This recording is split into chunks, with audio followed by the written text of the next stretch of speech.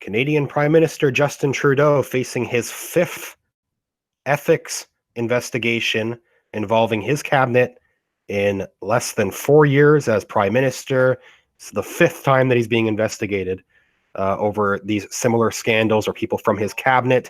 Trudeau is alleged to have himself directed the former justice minister not to prosecute this corrupt company SNC Lavalin after they donated to his party. That's the central allegation in this latest investigation. Now, the former justice minister from before Trudeau first became prime minister has actually compared Trudeau's lies about this current investigation, and again, this is just the most recent. He has had a number of ethics investigations previously, but Peter MacKay is the former justice minister in Canada, former attorney general. He's saying that Trudeau's legalistic response to this, what looks like a cover-up, basically Trudeau lying to cover up all this wrongdoing.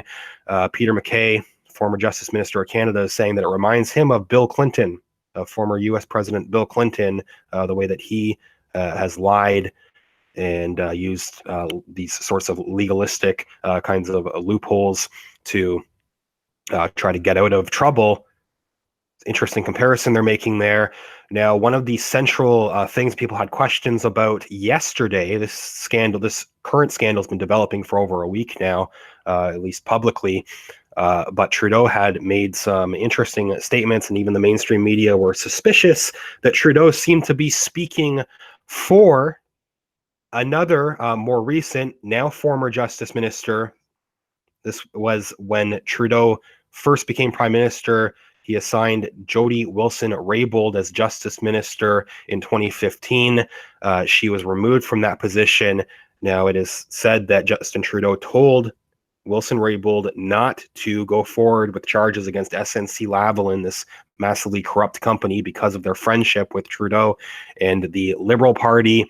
Jody Wilson-Raybould, the actual justice minister who Trudeau allegedly spoke to, we're waiting to hear more information from her specifically. She's been pretty quiet about this up until her actual resignation today. That's been the big development today.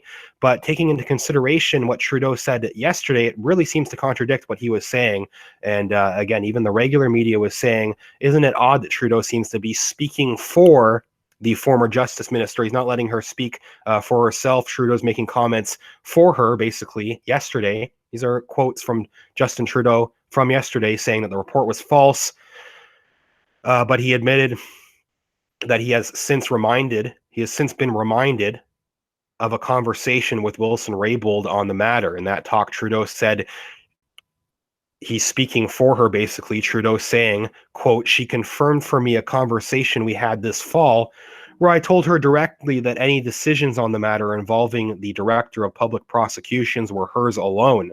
Well, that's what Trudeau's saying, speaking for her. He's also added that he had full confidence in Wilson-Raybould and appeared to suggest that she would have resigned from cabinet if she had felt any inappropriate pressure had been applied by officials. People, even from Trudeau's own party, pushing back, tweeting in defense of Wilson-Raybould, saying that women who do speak out are often criticized.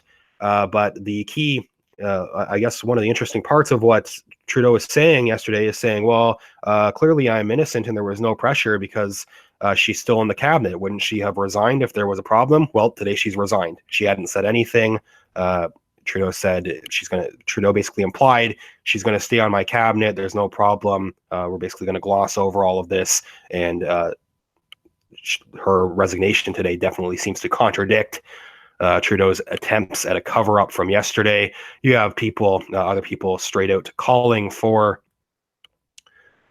the cops to get involved, for actual police to be part of currently the ethics minister. There's an ethics investigation, federal ethics investigation against Trudeau that is being organized, but they are calling for them to go further with this, for the cops to actually probe the SNC Lavalin affair, this entire cover-up. They do just a bit of an overview here, and there's one other report just kind of briefly outlining the past ethics problems. At least four other full reports on Justin Trudeau, cabinet ministers, and other investigations in his one term as prime minister so far. This company, SNC-Lavalin, in this current scandal, they're saying if you've been living under a rock, they revealed last week that officials in Justin Trudeau's office allegedly pressured then Attorney General Jody Wilson-Raybould to go light on construction and engineering giant SNC-Lavalin. The company is facing prosecution in Canada on corruption charges related to allegations of bribery and fraud in Libya, violation of Canadian law.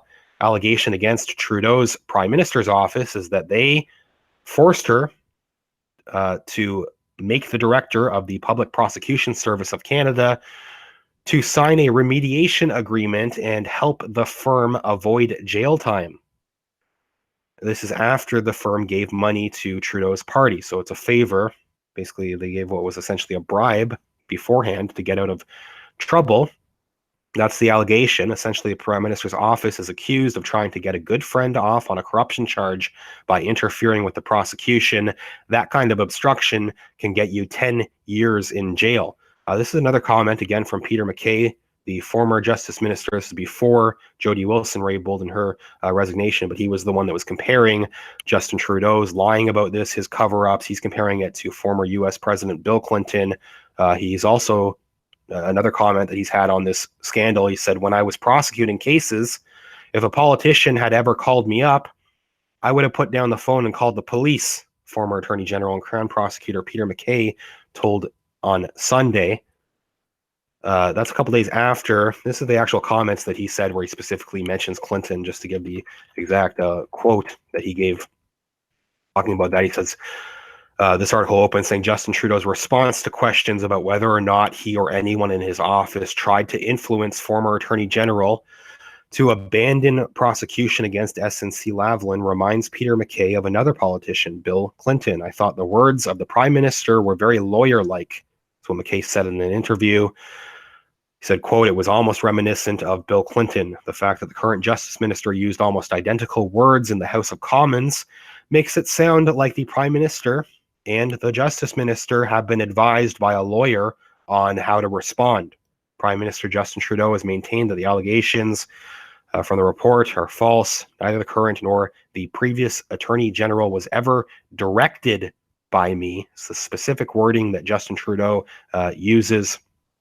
He's saying that the Attorney General, previous or current, was never directed by me or by anyone in my office to take a decision in this matter. The wording there, a number of people have raised questions about that as well from Trudeau. It looks like he's trying to cover up something.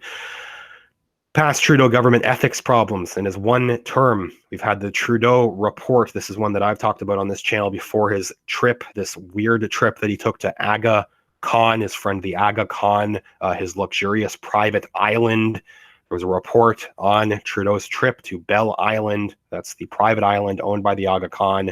This trip was taken at no cost to Trudeau or his family.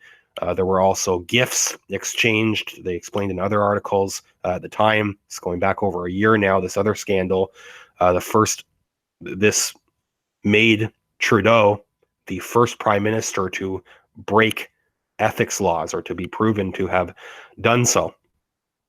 There was also the LeBlanc report, where it was shown that Intergovernmental Affairs Minister Dominic LeBlanc was found to have violated the country's Ethics Act by providing a lucrative clam fishing license to a relative.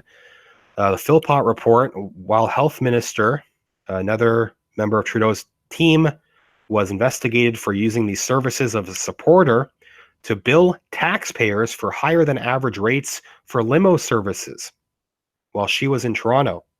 And finally, Bill Marneau. This one did receive some attention in the media. Justin Trudeau. Marneau is Justin Trudeau's finance minister.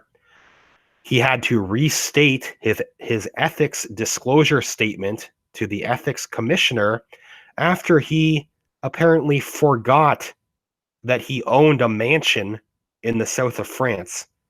He forgot that he owned a mansion in southern France. And because of this, because he alleged Trudeau's finance minister forgot that he owned this mansion, he had to then restate his ethics disclosure statement to the ethics commissioner. Basically update that after he was caught. Very unbelievable excuse there from a member of Trudeau's team. Whole report here talking about Trudeau's history of ethics problems, ethically challenged. That's an understatement for the Trudeau government. They're describing it. They open with probably the one that got the most attention in the media, although nothing really happened to Trudeau coming out of it other than it didn't make him look good. This was very early on in his time as prime minister. Definitely hurt his whole approval rating. The issue with Aga Khan, but that's probably the one that was most focused on. It's the first prime minister he was actually found in violation of Canada's ethics laws, proven to have broke the law over his trip to the private island of the Aga Khan, and that's Trudeau directly. And then you have all these other scandals tying back to other members of his cabinet. This is an ongoing issue. There's going to be statements from the opposition parties. Likely there will be some follow-up statements coming as well.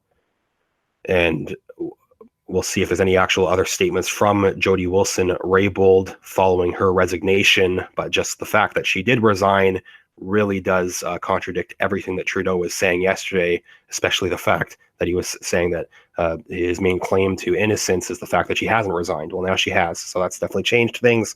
Let me know what you think. I will continue to follow this. Obviously, it's continuing to develop. This is developing really quickly, this whole scandal, especially now.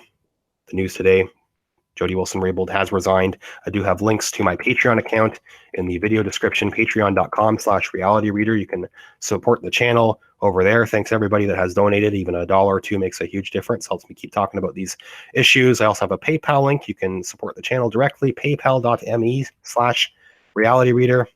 Link in the description too. And the source article, you can take a look. Tell me what you think, and I will follow up soon. Thank you.